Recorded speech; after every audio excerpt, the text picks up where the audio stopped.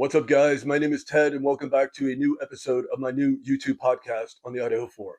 In this episode, I really wanted to pick back up with the 2 a.m. is a dark hour timeline and do a Where Was Murphy Part 2, if you will. And examining all of the collective data that we have to date, does it appear that things were essentially normal inside 1122 King up until 2:17 a.m.?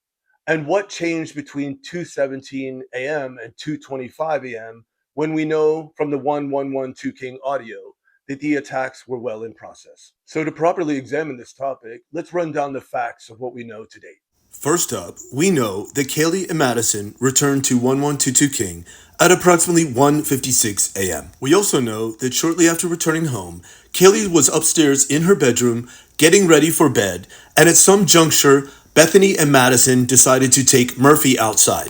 And though the exact timing is unclear, we know that Bethany and Madison took Murphy outside, and at some juncture, he went missing or lost. But to give us a clue on the timing, let's look at a couple things that happened at 2:15 a.m. We know that at 2:15 a.m., a text was sent from Kaylee's phone to Jack DeCourt. According to a couple different sources, the content of the text itself was in regards to a vape pen and or Murphy the dog. And as we know, the dog went missing sometime after 2, it would be logical that Kaylee might be texting Jack to see if he had Murphy. We also know at the same time, at 2:15 a.m., a DoorDash order was placed from Xana's phone. Brand new intel from the book The Broken Plea tells us that at 2:16 a.m.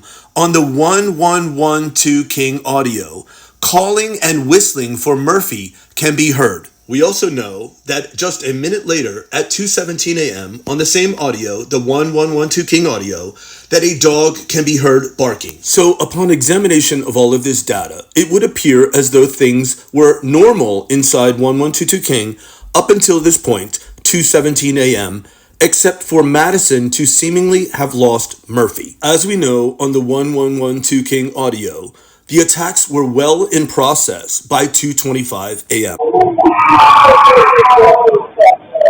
So it brings up an interesting point. Were the alt perps already outside of 1122 King when Murphy was led outside?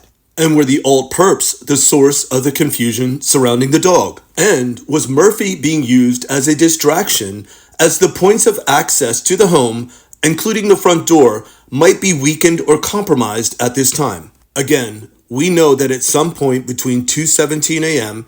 and 2:25, Murphy was removed from the property entirely, as we did not hear him bark for an entire 2-hour span. And in that same time frame, between 2:17 and 2:25 a.m., it is believed that alt perps entered the King Road residence,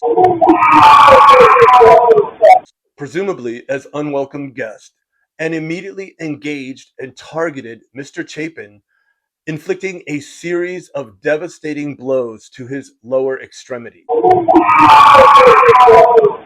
neutralizing him as a physical threat and explaining why Mr. Chapin was never able to leave the bed, even though Ms. Cornoto was being brutally tortured and attacked just feet away from him.